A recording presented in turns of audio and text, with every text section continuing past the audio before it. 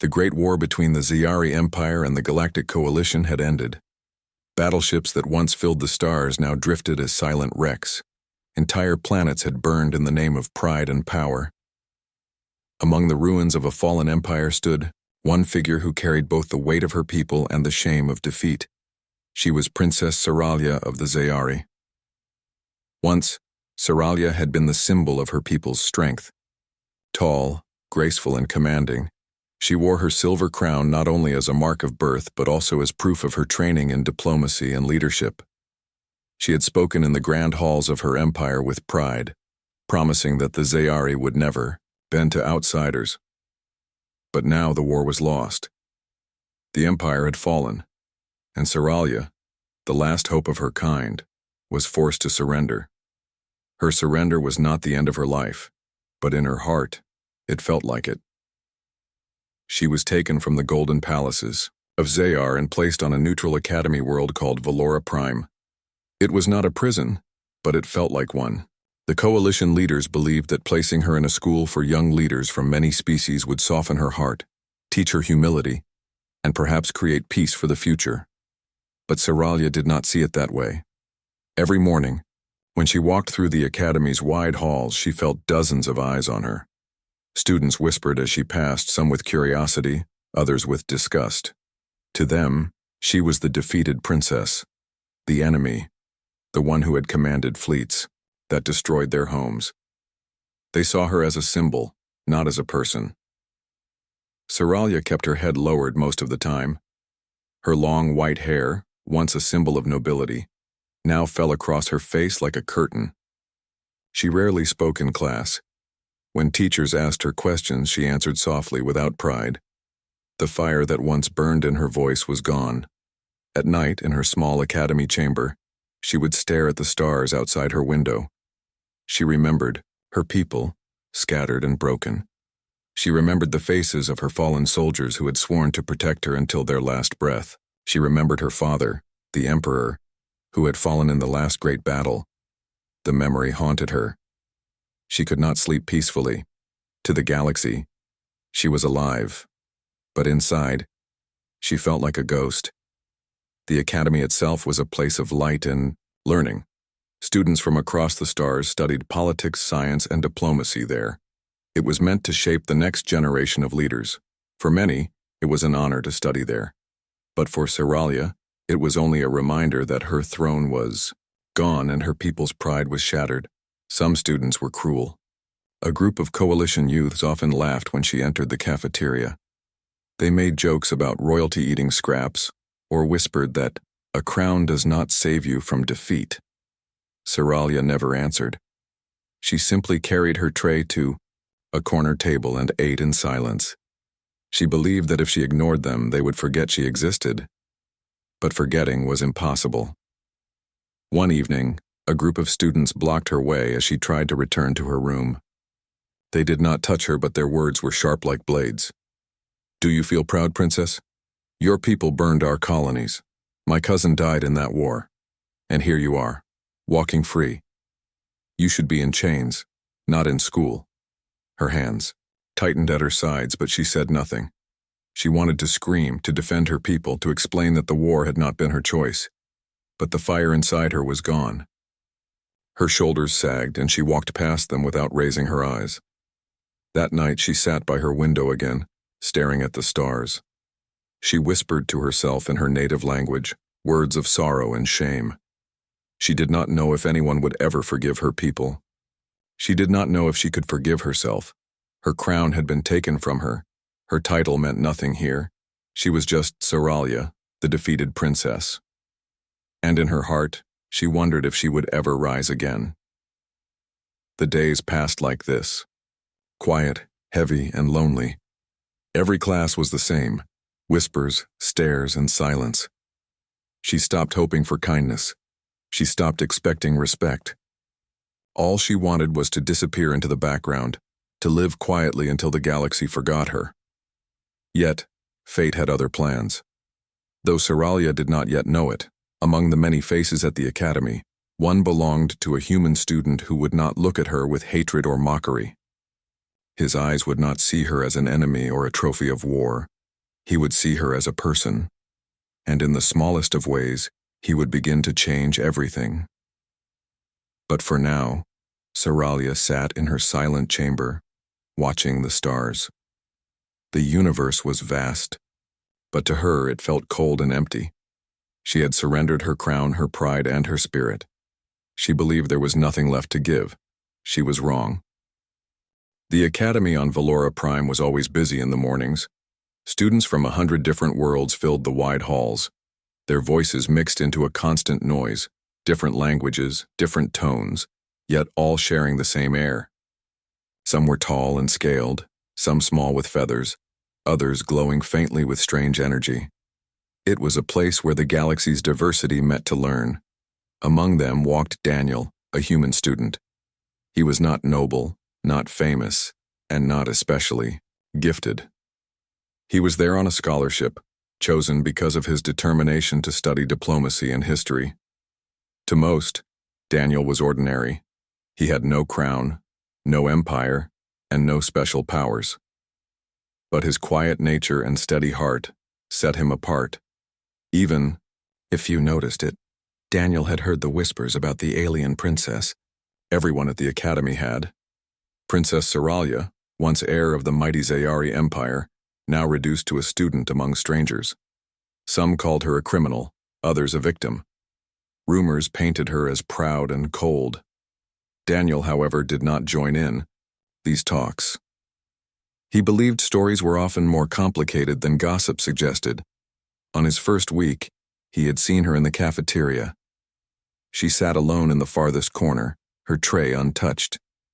Her long white hair hid most of her face, but even from a distance Daniel saw her shoulders drawn tight, as if she carried a weight too heavy to bear. Around her, whispers floated like arrows, sharp and unkind. Daniel remembered feeling a pang, in his chest, not of anger but of sympathy. Still, he said nothing then. He was only one student among many, and he did not know her. Weeks passed, and he noticed her again in classes. She rarely spoke. When teachers asked her to answer, her voice was soft, almost fragile. Other students smirked, whispered, or looked away.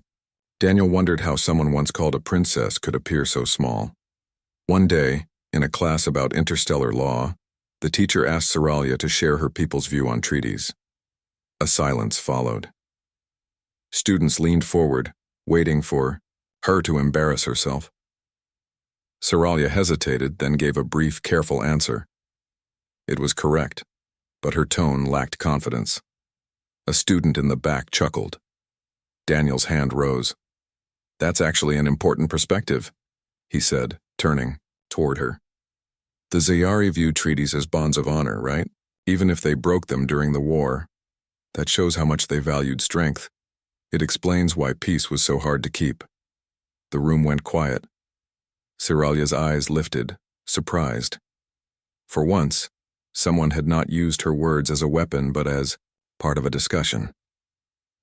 The teacher nodded thoughtfully and continued the lesson. Saralia said nothing, but when Daniel glanced her way, he thought he saw the faintest spark of life return to her eyes. From that day, small changes began. In the library, Daniel found himself sitting at a table near her. She studied in silence and he did not disturb her. But when she dropped a datapad by accident, he picked it up and handed it to her with a simple smile. "Here." She took it quietly, her gaze lowering again. "Thank you," she said, her voice almost too soft to hear. "It's no problem," Daniel replied and returned to his reading. It was nothing, just a small kindness, but Saralia remembered it. Later in another class, students debated the rebuilding of war-torn planets. Some voices grew harsh when the Zayari Empire was mentioned. "Why should we trust them? They destroyed so much," one said. "The princess sits here like she's innocent." Daniel spoke again. "Maybe trust takes time, but if she is here learning like us, isn't that already a step forward? If the galaxy only remembers hate, no one will heal." Eyes turned toward him, some in disbelief. But Daniel remained calm. His words were not fiery, not defensive, just steady. Saralia felt a warmth in her chest that she had not felt since the war ended. Someone, a human, of all species, had spoken for her without demand, without mocking, without seeking gain. The days that followed built slowly, like stones laid into a bridge. Daniel did not force friendship. He did not treat her as royalty, nor did he treat her as an enemy. He treated her simply as another student. He shared notes if she missed a detail in class. He held doors open when they left the lecture halls. He spoke to her about studies, about history, sometimes even about Earth. At first, Saralia answered with short replies. She was cautious, unsure of his intentions. Many had tried to use her name before, either to insult or to earn attention. But Daniel never asked for anything. His words carried no hidden edge. One afternoon, they walked side by side from class. The sky of Valora Prime shone with two suns, painting the academy towers in gold and silver light. Daniel glanced at her and asked, "Do you miss your home?" The question startled her. Most avoided the topic, fearing it would bring anger. She hesitated, then whispered, "Every day." Daniel nodded. "I miss Earth too sometimes. Not because I lost it, but because I'm far from it. It feels empty, being away from home." For the first time, Saralia lifted her gaze fully to him. His eyes were steady, filled not with pity but with understanding. She realized then that he was not comparing pain but sharing it, bridging the gap between them with something simple and human. That evening, she sat at her window again, looking at the stars, but instead of whispering words of shame, she thought of Daniel's calm voice. His small acts had not erased her sorrow, but they had placed a seed of warmth in her heart. The next day, when she entered the cafeteria, she carried her tray past the usual mocking voices. For the first time, she did not hide in the corner. She paused, looked around, and then walked toward the table where Daniel sat. He glanced up, surprised but not shocked. He moved his books aside. "Want to sit?" She nodded silently and placed her tray down. Whispers rose around the room. Students stared in disbelief, the defeated princess sitting beside a human boy. But Daniel ignored them, and after a moment, Saralia did too. They ate in quiet at first, then Daniel asked her about Zayari cuisine. She described it in soft words, and for the first time in many months she found herself speaking of her culture not with shame, but with a trace of pride. Something inside her shifted that day. Saralia still carried her people's sorrow. She still bore the weight of surrender. But for the first time she felt a thread of dignity return. All because one ordinary human treated her not as an enemy, not as a symbol, but as a person. She began to wonder if her story was not finished after all. The academy on Valora Prime was not meant to be a battlefield, but for Saralia it often felt like one. Every classroom was a place where whispers followed her. Every hallway felt like a narrow path filled with judging eyes. Yet something inside her had started to change. It was not sudden, nor was it loud. It was quiet, like a candle flame flickering in the dark. That flame had a name: Daniel. His kindness was small, but to Saralia it was powerful. A shared seat in the cafeteria. A word of defense in class. A question asked not with suspicion but with respect. These things built slowly in her heart, breaking through the heavy walls of shame she had carried since the surrender. One morning she walked into her diplomacy class. The room was shaped like a circle, with seats arranged around a central floor, where students debated. The topic for the day was rebuilding after war. Students from many worlds spoke of loss and healing. When it was Saralia's turn, the room grew quiet. She froze, as she always did, feeling every eye on her. But then, she remembered Daniel's calm voice, the way he had defended her ideas before.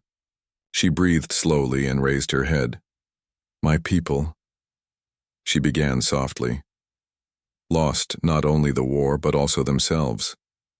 The Zayari believed strength was everything. When strength failed, We had nothing left. If rebuilding means only restoring buildings, then the scars remain. If it means restoring dignity, then perhaps there is hope. Her words hung in the air. For the first time, she had spoken more than a sentence. Some students shifted uncomfortably, others listened in silence. The teacher nodded. "Thank you, Princess Seralia. That is an important thought." Daniel smiled at her across the room, a small, encouraging smile. Seralia lowered her gaze quickly, but her heart beat faster. For once, she had not been silenced by shame. After class, students whispered again, but this time their tones were mixed. Some scoffed, saying, "She just wants sympathy." Others, however, admitted, "She made sense." Seralia walked down the hall, her steps lighter than usual. Daniel caught up beside her. "You spoke well," he said simply. Her lips curved into the faintest smile. "It was not much." "It was more than silence," he replied. "And silence is what they expect from you." His words stayed with her. Over the next weeks, Seralia began to speak more often.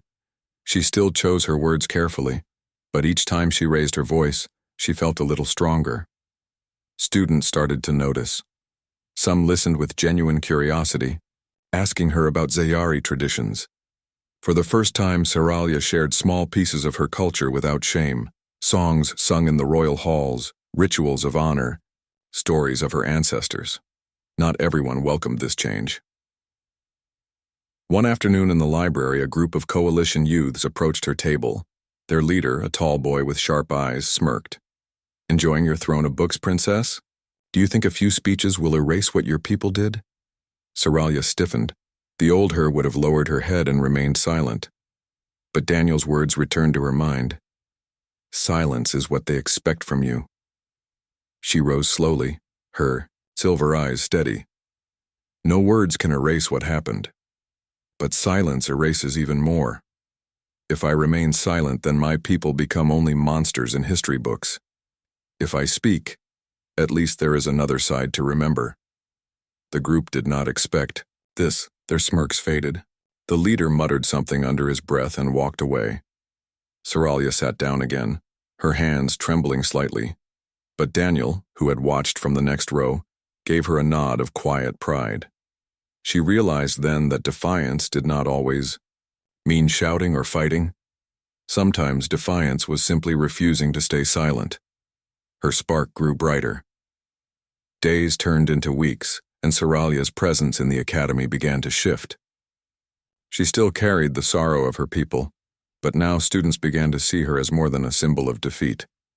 In group projects, she offered ideas with calm confidence. In discussions, she defended not only herself, but also the concept of peace. Some students still mocked her, but others started sitting near her in class, asking questions not out of cruelty but curiosity. One evening, the academy held a cultural night where students presented traditions from their worlds. Many wondered if Seralia would join. Some expected her to stay hidden, as always. But when the hall filled with music and displays, Seralia stepped forward. She wore a simple robe of silver and blue, the colors of her fallen empire.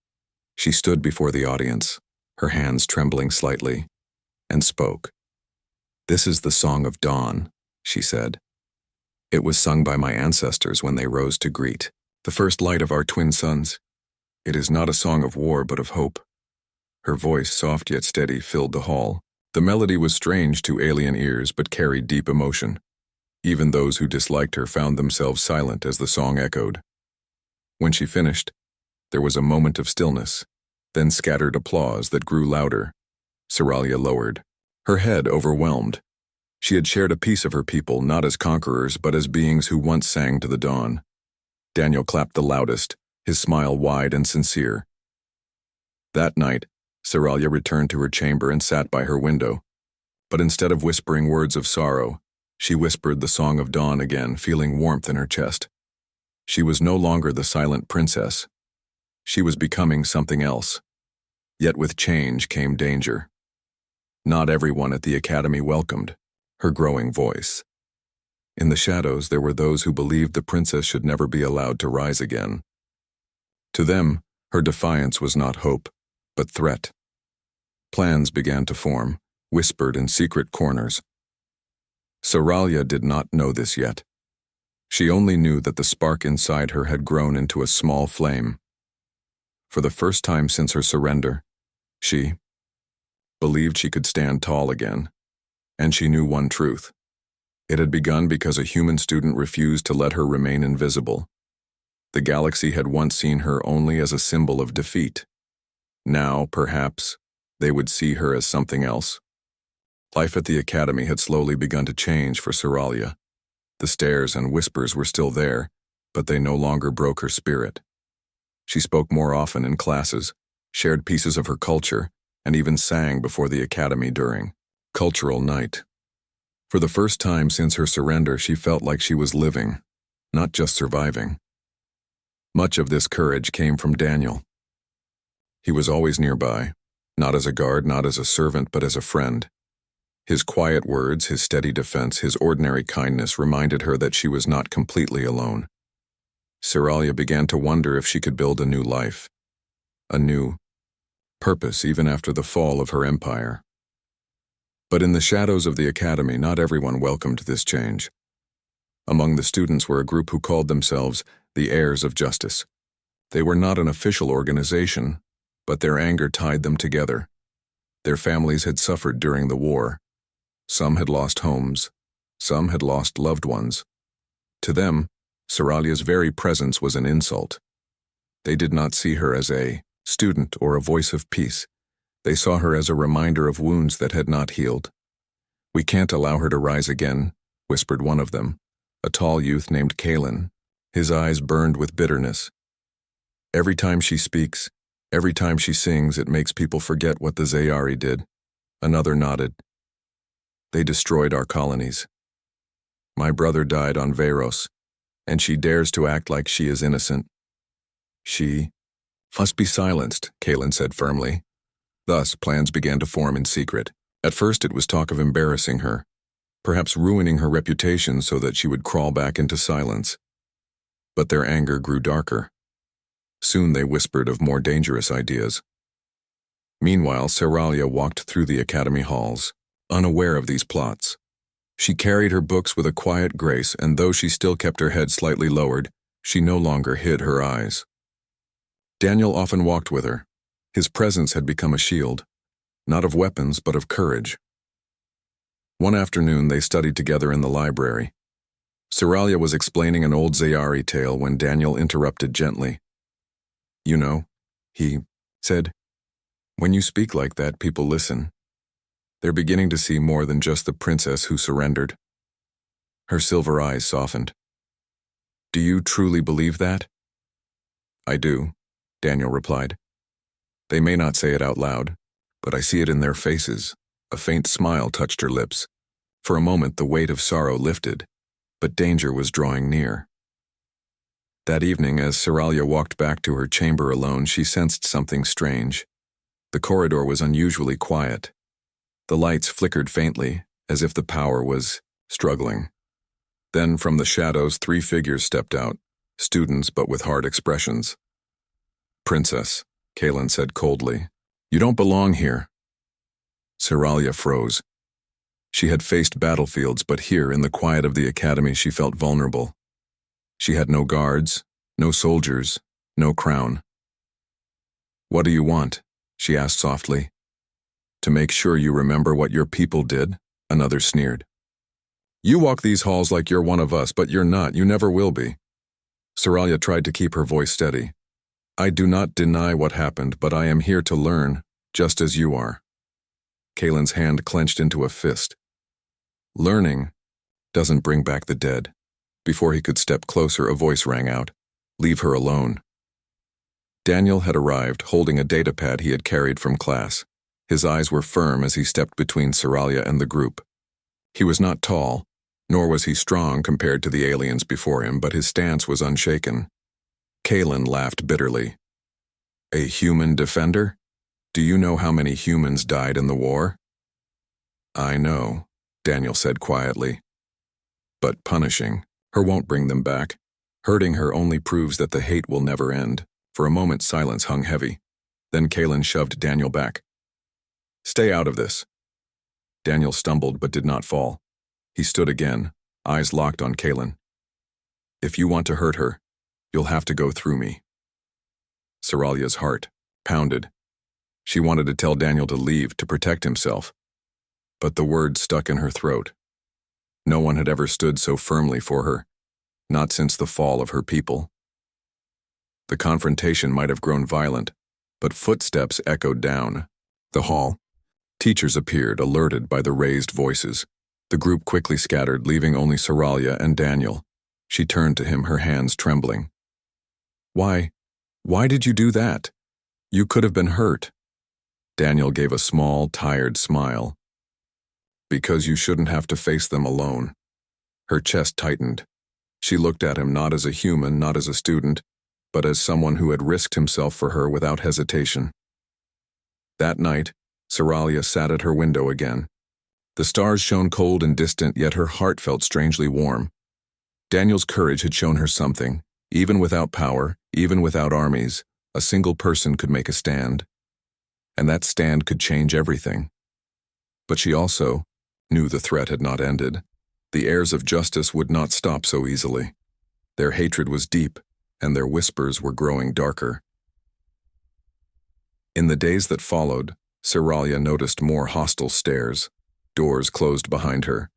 Footsteps followed, her down halls. She pretended not to notice, but the unease grew. Daniel stayed close whenever he could, but he could not be everywhere. One evening he found her sitting silently in the courtyard, her eyes distant. "They will not stop," she said quietly. "I can feel it. Their anger is strong." Daniel sat beside her. "Then we'll face it. Together." Her gaze turned to him, searching his face. He was just a student, an ordinary human far from home, yet his words carried more strength than the crowns of kings. For the first time, Soralia reached out, placing her hand gently over his. "You remind me that surrender is not the same as defeat," she whispered. Daniel's eyes softened, but he said nothing. They sat in silence, the stars above them, the shadow of danger around them, and the spark of trust between them. Soralia no longer felt like a ghost of her fallen empire. She felt like a person with a voice, a friend, and perhaps even a future. But the hidden threat was still waiting, and soon it would strike again, and when it did, both Soralia and Daniel would be tested more than ever before. The academy on Valora Prime was alive with activity, but for Soralia, every step now carried a shadow. The confrontation in the corridor had passed, yet she knew the heirs of justice were not finished. Their anger was too deep, their whispers too sharp. She felt eyes following her through the halls, and though she did not always see them, she knew they were there. Daniel stayed close when he could. His presence gave her courage, but he could not be beside her at every moment. Still, the thought of him standing in front of her, refusing to move even when threatened, stayed bright in her memory. That single act had planted a truth in her heart. She was not as powerless as she had believed. Days turned into weeks. Rumors spread of another attempt against her. The teachers increased security, but the academy was large, and shadows were many. Soralia decided she could no longer simply wait in fear. She began to prepare herself, not with weapons, but with words and dignity. If she was to face hatred, she would not bow her head again. Her chance came sooner than expected. It was late evening, the twin suns of Valora setting behind the mountains. The academy's grand hall was filled with students for a debate on peace treaties. Soralia sat near the back, listening carefully. The discussion was heated, with voices rising, old wounds tearing open. Finally, one of the teachers turned to her. "Princess Soralia," he said, "you have lived both war and surrender. What does peace mean to you?" The hall grew silent. All eyes turned to her. In the past, she would have shrunk under their stares, but this time, she rose slowly, her silver eyes calm. "Peace," she began softly, "is not the absence of battle. It is the courage to look at your enemy and still choose not to strike. It is not forgetting the past, but refusing to let it rule the future. My people believed strength was everything. We lost our strength and with it our pride. But I have learned that true strength is not in weapons. It is in forgiveness, in hope, and in the choice to rise again, without hatred. Her voice carried, through the hall, steady and clear. For a moment there was silence. Then some students began to clap. Others followed. The sound grew until the hall rang with applause. Seralia's heart lifted. For the first time since her surrender, she felt, not shame but pride. Not the pride of an empire, but the pride of a person who had chosen to stand tall. But not everyone clapped. In the shadows near the back, Kalen and his group of extremists glared. To them, Seralia's words were poison. They believed she was twisting sympathy, trying to restore honor to her people. Their plan, long whispered, was ready to unfold. That night, as students returned to their chambers, Kalen and his allies waited in a dark corridor. They had tools, not of study, but of harm. Their plan was simple: silence the princess forever. Seralia walked alone, her steps quiet. She felt the tension in the air before she saw them. Figures emerged from the shadows, blocking her path. "It ends tonight," Kalen said coldly. Her heart raced, but she forced herself to stand straight. "If you kill me," she said, "you will not heal your pain. You will only carry it longer." "Silence," Kalen snarled. Before they could move, footsteps pounded behind them. Daniel appeared, breathless but determined. He had seen Seralia leave and followed, sensing danger. "Stop," he shouted. "This isn't justice, it's murder," Kalen sneered. "Why do you protect her? She's the reason your kind suffered." Daniel stepped forward, placing himself between Seralia and the attackers once again. His voice shook, but he did not move aside. "Because she's more than a symbol of war. She's a person. And if we can't see each other as people, then peace is already dead." For a moment there was silence. The extremists hesitated, but their anger was stronger than doubt. They stepped closer. Daniel's fists clenched, though he knew he was outnumbered. Seralia's chest burned. She could not watch him stand alone again. Not this time. "Enough," she cried, her voice ringing through the corridor. She stepped beside Daniel, her silver eyes blazing. "If you want to strike, strike me. But know this: every blow you land proves that you fear not me but peace itself.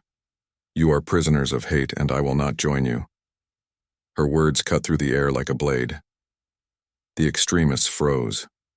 They had expected fear, silence, surrender. Instead, they faced a princess who stood tall, her voice filled with strength. Teachers and guards arrived moments later, alerted by the noise. The extremists were pulled back, their weapons taken. Kalen struggled, shouting, "She will never be one of us. She will always be the enemy." But his words fell flat. The students who gathered around did not see a defeated princess. They saw a young woman who had stood unafraid, side by side with a human student who risked everything for her. That night, the academy buzzed with whispers. But this time, the whispers were different. Many spoke of Seralia's courage, of the way she had faced hatred without bowing. Others spoke of Daniel, the ordinary human who had stood against danger not with power but with unshaken resolve. In her chamber, Seralia sat by her window as always, but the stars no longer felt cold. She turned to Daniel, who sat nearby, still, catching his breath from the encounter.